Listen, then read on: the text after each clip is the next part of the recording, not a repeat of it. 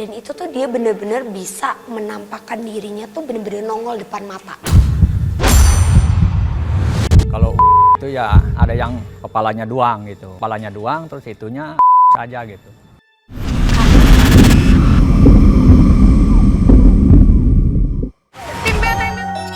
Dibangun sejak tahun 80-an, 3 gedung yang berdiri lama sebagai pabrik pembuat sepatu ini telah ditinggalkan terbengkalai sejak tahun 2006. Menyimpan sebuah tragedi yang cukup tragis. Tahun 80-an kayaknya yang nyewanya pindah, yang kontrak. Tahun berapa Pak tutupnya Pak? Kisaran 20 tahun yang lalu lah. Peristiwa tragis ini terjadi ketika pabrik masih aktif beroperasi, di mana salah seorang karyawannya nekat melakukan aksi bunuh diri setelah takut menanggung beban hamil di luar nikah. Ada karyawan bunuh diri di sini, itu sih perempuan. Sempat beralih fungsi sebagai lokasi penyimpanan tabung gas tak lama setelah pabrik sepatu tutup. Namun gangguan-gangguan yang ada bahkan ketika pabrik sepatu masih aktif tentu tak hilang begitu saja dan justru semakin menjadi-jadi. Kalau makhluk-makhluk ya paling ada yang kesurupan, cewek. Sering lah, ya mungkin ya ada yang kurang senang gitu kan. Kadang-kadang belum jam waktu malam, masih sore tuh kayak orang niban internet aja gitu, gemblung. Padahal kalau ibarat kucing kan nggak ada. Banyaknya gangguan yang dirasakan oleh para pekerja maupun warga sekitar menimbulkan pertanyaan. Apa alasan sebenarnya yang membuat pabrik memiliki banyak gangguan dari para makhluk gaib? Akankah penelusuran kami malam ini dapat mengungkap kisah misteri dan cerita mistis yang banyak dirasakan masyarakat? Serta mampukah kami mengungkap sosok tertentu yang menguasai bangunan pabrik? Kami mengawali perjalanan penelusuran sore ini ditemani oleh Bapak Badar. Hawa dingin seketika menyeruak sesaat kami melangkah masuk lebih dalam ke area gudang. Ya dulunya ini pohon kelapa di sini, kelapa, bambu di sini. Ini pembuangan bekas-bekas orang meninggal gitu. Iya. Gerbong pisangnya atau kain-kain yang sisa gitu. Dulunya. Iya. Terus Pak, kalau untuk gangguannya sendiri, itu Bapak pernah merasakan nggak di tempat ini? Ya sering melihat bukan merasakan gitu. Ya merasakan iya, melihat iya gitu. Sosok perempuan Ya Kak. perempuan berbaju merah, ada yang kepalanya orang gitu, tapi badannya ular ada. Oke. Itu gimana kondisinya Bapak bisa melihat itu? Bapak lagi ngapain emang? Lagi tugas aja di sini, lagi jaga gitu, lagi kontrol. Oh, lagi patroli Iya, ya malam-malam ngelihat. Itu Iya. keadaannya malam atau gimana Pak? Malam. Malam. Iya, sekitar jam 1-an gitu. Terus Bapak mungkin mendapatkan gangguan-gangguan seperti itu tuh di mana Pak? Ya di gudang-gudang belah sono. Berarti ini Kalau memang di sini bentuknya mah paling memanjang. ada macan. Oh, Ini ada macan. Kalau di sini macan ada. Yang bunuh diri yang tadi ada mobil itu, ada yang bunuh diri itu apa namanya? Kesetrum, mati kesetrum. pegawai. Iya, pegawai mekanik. Mati di atas asbes itu.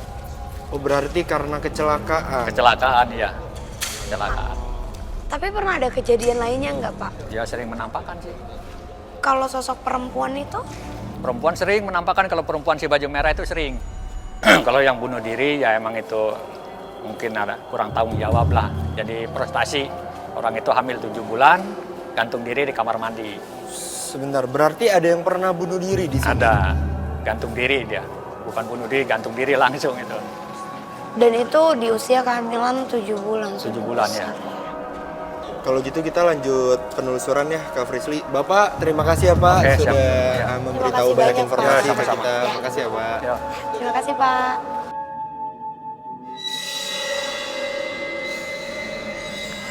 Tapi Kak Frisly kan tadi udah ngedenger ya beberapa cerita dari Bapak narasumber di tempat ini. Iya. Kak Frisly dapat kilas balik kejadiannya nggak? Kayak pas Bapaknya digangguin atau mungkin cerita Bapak soal salah satu pegawai ada yang kecelakaan di sini. Bahkan sampai ada orang yang pernah bunuh diri di tempat ini. Oke. Jadi yang pertama Fasya, yang jelasnya adalah ini merupakan pabrik yang memang lumayan aktif aktivitasnya karena banyaknya benda-benda besar seperti mesin-mesin besar yang memang dikelola di sini. Dan juga kalau kita menarik mundur tentang peristiwa yang pernah terjadi di sini, memang benar adanya seperti adanya kali atau selokan yang besar di belakang sini. Dan itu untuk aliran pembuangan kalau misalnya ada yang meninggal seperti kapas-kapas sebelum dipocahkan. Coba kita mendekat ke sana. Sebentar, maksudnya kok ada pembuangan kayak gitu-gituan tuh gimana emang Kak Frisly? Emang ada rumah jenazah atau apa gitu di sekitar sini? Bukan, ini kan ini bisa kelihatan ya. Ini masih jelas banget juga ada. Dan ini sebenarnya bangunan yang di samping ini, Fasya, ini merupakan bangunan yang baru. Jadi masih sangat terbaca gitu. Tapi kalau misalnya yang di bawah ini lebarnya itu sebenarnya dari sini dan ke sini. Jadi lumayan lebar menurut aku. Dimana sisa-sisa dari jenazah tersebut itu yang menjadi residu energi yang cukup besar di tempat ini. Pembuangan bekas-bekas orang meninggal ke sini. Sisa-sisa orang mati lah intinya. Kalau aku tuh mendengar cerita warga sekitar atau bahkan dari Bapak narasumber bahwa semasa aktif pun di tempat ini tuh beberapa pekerja tuh mendapatkan gangguan. Kan ada suara. Ada suara besi. Permisi.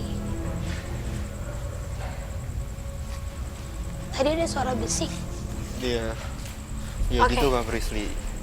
Sebenarnya kalau dibilang daripada masa aktifnya juga ya Fasya, Yeah. mungkin balik lagi namanya bangunan itu pasti tetap ada namanya penjagaan dari makhluk sekitar. Dan untuk tempat ini sendiri, keramaiannya itu terbentuk karena memang residu energi kehidupan atau yang tadi aku bilang aliran dari jenazah-jenazah yang memang berada di sekitar sini. Tapi kalau untuk sosok-sosok yang dari tadi Bapak bicarakan, menurutku kita perlu eksplor lagi.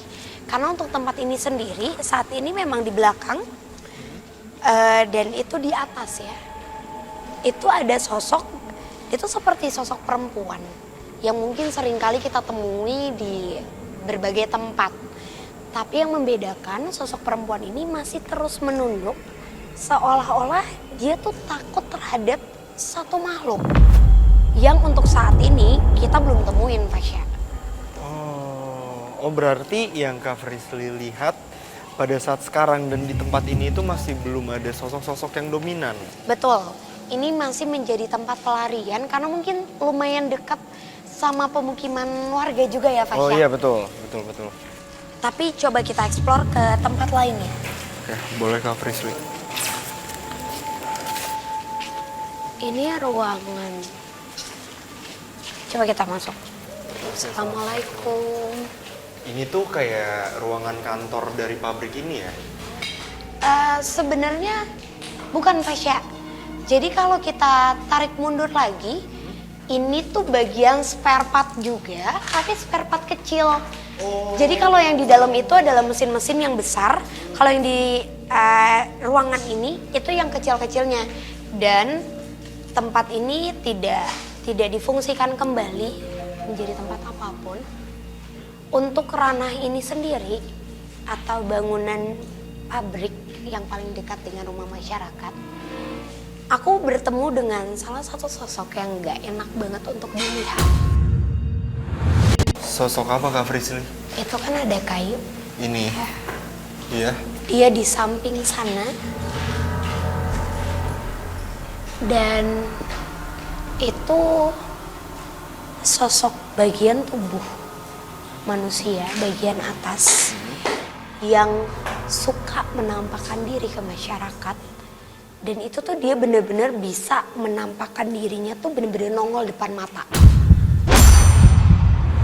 Kalau itu ya ada yang kepalanya doang gitu. Kepalanya doang terus itunya saja gitu. Karena mayoritas masyarakat yang tinggal di sini tuh lebih banyak mereka yang mempunyai anak kecil.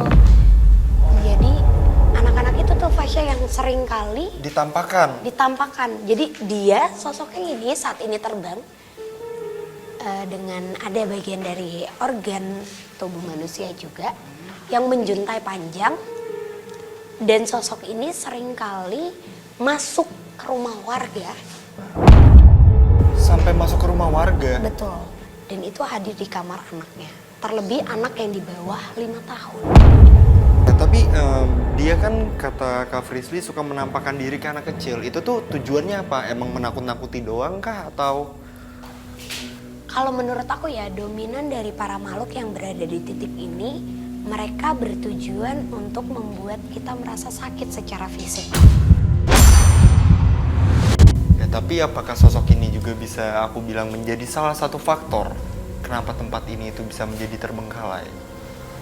Jujur aku belum bisa bilang iya atau tidak karena masih kurangnya informasi dari mereka. Jadi coba untuk kita telusurin lagi ya Fasya. Oh, berarti ini masih bangunan pabriknya ya? Betul Fasya. Assalamualaikum. Assalamualaikum. Ada yang Assalamualaikum. Fasya, ikut aku ke atas. Oke. Assalamualaikum. Wow. Ini jujur ini beda banget sama ruangan yang sebelumnya kita datangin. Karena untuk sosok di sini, kenapa aku bilang jauh lebih dominan energinya? Karena mereka tuh seringkali menghuni tempat ini secara beramai-ramai. Lebih dari puluhan sosok, Fasya. Sebentar menghuni, maksudnya mereka tinggal di tempat ini? Atau gimana? Karena sebelum tempat ini tidak ditinggali lagi atau tidak adanya aktivitas, memang di sini pun seringkali ada sosok perempuan yang menampakkan diri benar-benar di sini. Dia nunjukin dengan sosok rambut yang menjuntai panjang dan itu setengah wajahnya tertutup rambut. Banyak juga sih, ya kadang-kadang makhluk yang kayak akun. Tapi untuk tempat ini sendiri, ada berbagai macam makhluk yang dari awal mungkin bisa aku bilang mengintai kegiatan kita. Tapi sebelum ngomongin sosok yang lain, Kak Frisly ngomongin soal sosok cewek dulu, sosok wanita yang Kak Frisly bilang suka nampakin. Apakah sosok itu adalah sosok yang dimaksud oleh Bapak narasumber juga ya, suka menampaki dirinya dengan berbaju merah?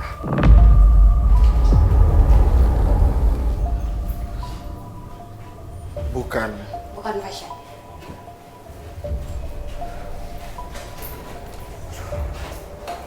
Oke, pemirsa, sekarang Kak Frisly sedang mencoba berkomunikasi dengan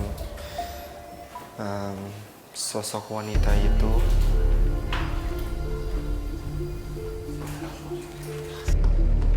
Ya Fasya,